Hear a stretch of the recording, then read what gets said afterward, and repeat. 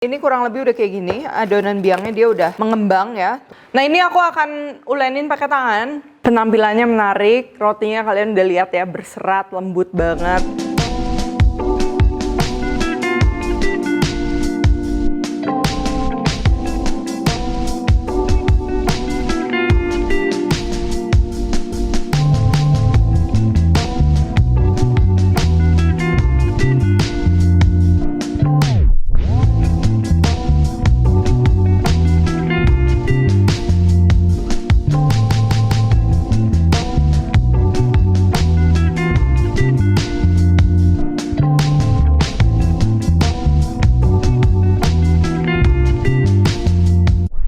Hai guys, buku resep aku yang bertemakan Indonesian Fusion Food sudah tersedia di seluruh Gramedia dan toko buku Gunung Agung. Kalian juga bisa beli melalui Tokopedia, Shopee, dan Bukalapak dengan keyword Indonesian Fusion Foods.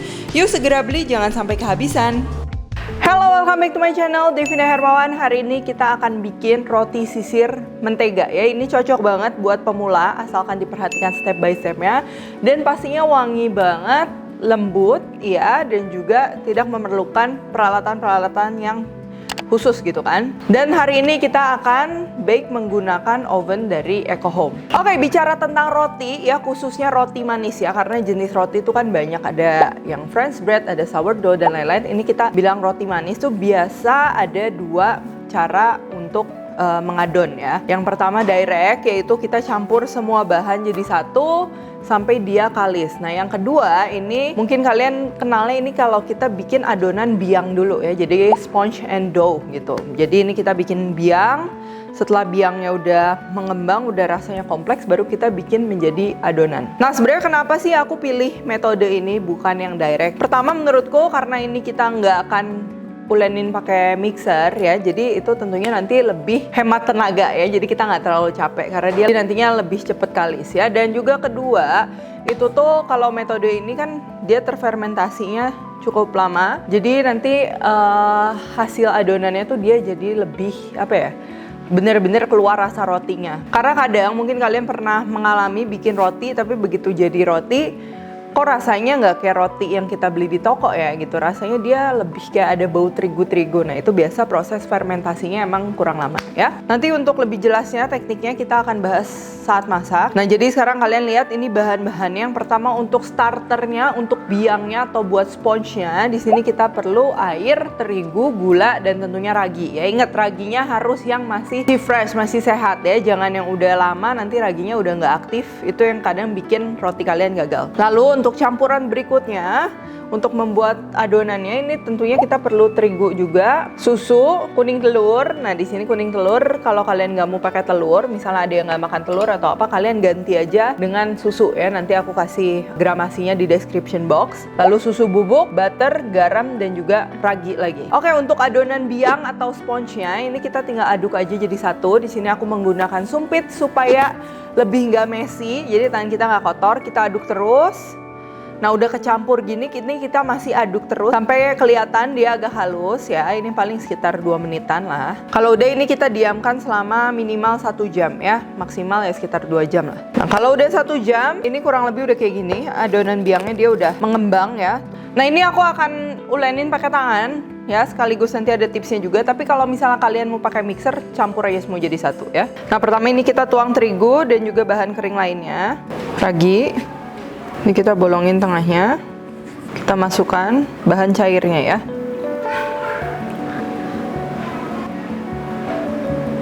Nah untuk butter dan juga garam kita akan masukkannya nanti ya, karena kalau misalnya kita masukin dari awal takutnya nanti kedua bahan itu tuh dia menginterupsi pembentukan gluten, nanti jadi kurang lembut ya si rotinya. Nah terus sponge-nya tadi atau biangnya ini kita tuang juga. Nah ini kita gabung aja, aduk aja jadi satu semuanya. Nah pertama ini kita pakai gaya bebas aja, yang penting nyatu dulu semuanya ya, menjadi satu kesatuan. Jadi yang basah-basahnya itu nyampur sama yang kering-keringnya gitu. Nah kalau kita ngulenin roti pakai tangan itu pasti dia agak lengket-lengket gitu, kalian jangan frustasi dulu ya. Kalian bisa bantu dengan bench scraper ini, bisa buat bersihin yang di tangan ataupun yang ada di bench ya.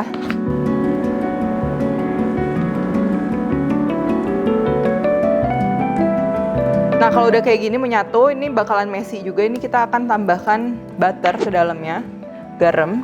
Nah, di sini aku pakai pewarna juga ini supaya memberikan efek kuning telurnya banyak ya. Tapi ini sebenarnya bener-bener opsional dan ada juga opsi untuk pakai pewarna alami. Cuman kalau enggak pun gak masalah sama sekali ya, bakalan tetap enak. Ini kita aduk aja. Nah, ini bakalan messy banget tapi nggak masalah, hajar aja terus. Dengan bantuan bench scraper juga boleh.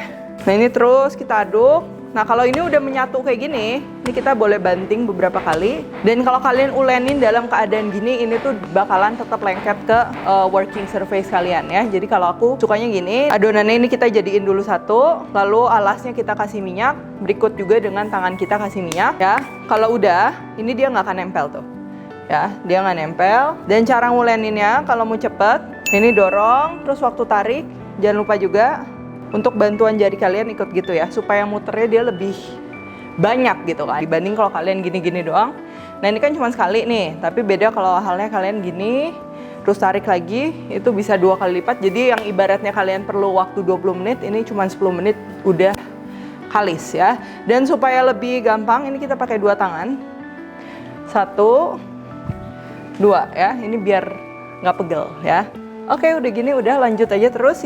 Kalau seandainya lengket lagi, kalian boleh kasih minyak lagi ya, tapi biasanya enggak sih.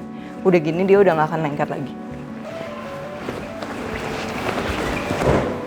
Nah, ini sesekali boleh kita banting sambil dilipat ke dalam semua, ini supaya ikatan glutennya lebih kuat ya. Nah, ini kurang lebih udah 10 menit aku ulenin ya. Kita ambil sebagian, ini kita cek apakah udah kalis elastis atau belum. Nah, jadi kita ambil sedikit, terus kita bentangkan ya.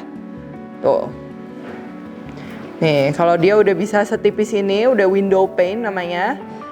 Cahaya udah tembus, tapi dia nggak sobek, berarti dia udah sangat elastis ya. Sehingga kita bentangkan sedemikian rupa dia nggak sobek. Nah, ini penting banget kalau kita mau roti yang lembut, yang beneran kayak roti, itu harus sampai stage window pane ini. Supaya gluten-glutennya kuat, sempurna, dia bisa nge-trap udara. Nah, ini juga cukup membedakan antara yang direct dan juga metode sponge and dough atau pakai biang. Setelah kalis elastis gini, kita boleh langsung bagi-bagi ya, nggak perlu di proofing dulu. Nanti baru sebelum dipanggang kita proofingnya cukup sekali aja. Nah, ini kita akan bagi rata 20. Nah, untuk adonan segini ini kurang lebih masing-masing 32-33 gram.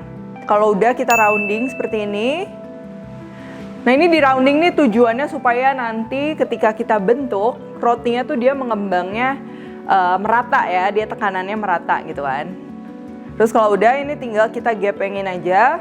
Terus untuk cara yang pertama ini buat yang lebih tebal, lalu kita bikin seperti bentuk mata gitu ya, tengah tebal, pinggirannya menyempit gitu ya. Ini kita roll, jangan lupa kalau ada yang lepas kita rekatkan dulu supaya mengembangnya juga dia merata. Kalau udah kita susun mulai dari samping-samping ke tengah.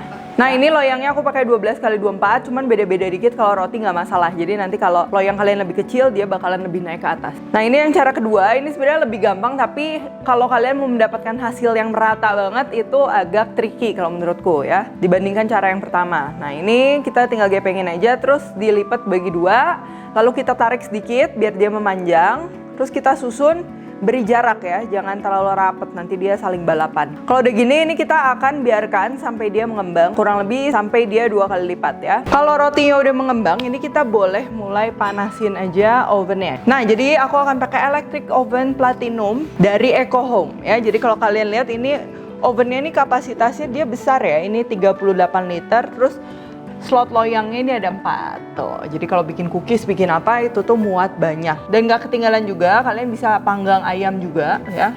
Karena dia ada motor pemutarnya ini.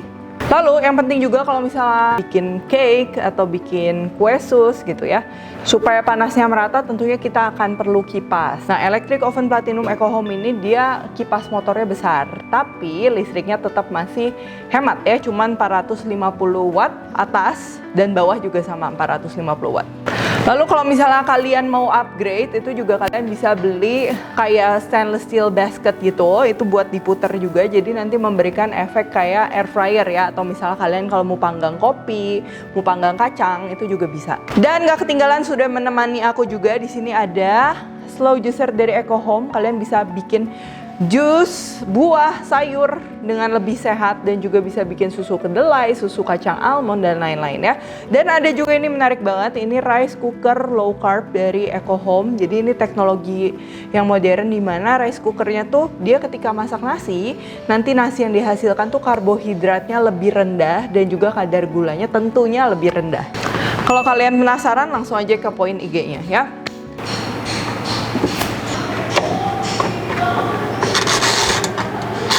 Nah ini kalau udah mengembang 2 kali lipat, nah ini kurang lebih sekitar 40 menit sampai 60 menit ya. Kalau misalnya adonan kalian mengembangnya terlalu cepat, itu biasanya raginya kebanyakan. Pengaruhnya tuh kerasa rotinya, bau ragi sama dia terigunya kurang kompleks gitu kan ya. Kalau udah gini, ini kita kasih aja kuasnya. Di sini aku pakai kuning telur dan juga campur sedikit air.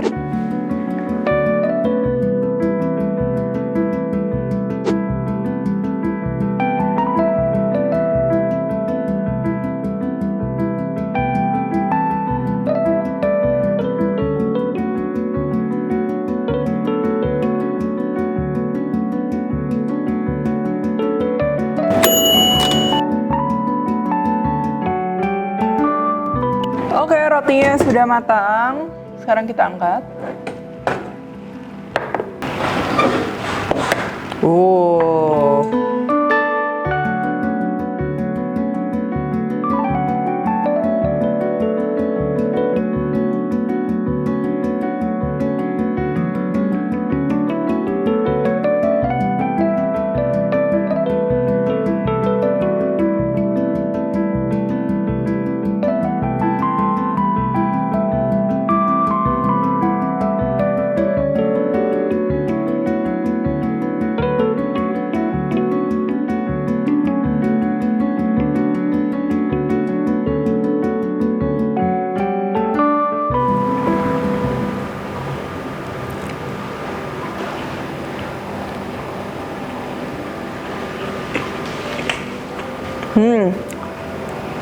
Penampilannya menarik, rotinya kalian udah lihat ya, berserat, lembut banget. Dan ini kalau kalian mau tetap awet, misalnya buat 1-2 hari ke depan, harus ditaruh di wadah tertutup rapet ya, kalau nggak diplastikin gitu. Oh jadi ini tuh tipenya tuh yang kayak roti jadul banget, yang pakai margarin sama gula, jadi kayak susah untuk bosen gitu.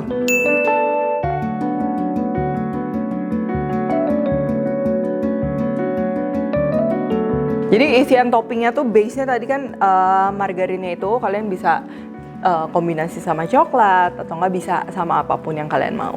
Nah jadi intinya kalau misalnya bikin roti, komposisi diperhatikan, pada saat menguleni diperhatikan, dan kalau mau bentuknya bagus itu paling penting pada saat kalian rounding dan juga shaping ya, disusun yang rapi supaya nggak saling balapan. Tapi sebenarnya balapan-balapan dikit gitu juga nggak apa-apa sih, apalagi kalau misalnya kita buat konsumsi sendiri kan. Pastinya tetap enak. Oke kalau gitu thank you for watching. Jangan lupa like, subscribe, share, dan lain-lain. Dan kalian bisa juga cek produk-produk Eco Home, cek sosial medianya, kalau nggak kalian klik link di description box ya. Pastinya Eco Home premium quality of home appliances. Kalau kalian request juga jangan lupa tag @devinaherman @devispantry. Stay tune terus and see you in the next video.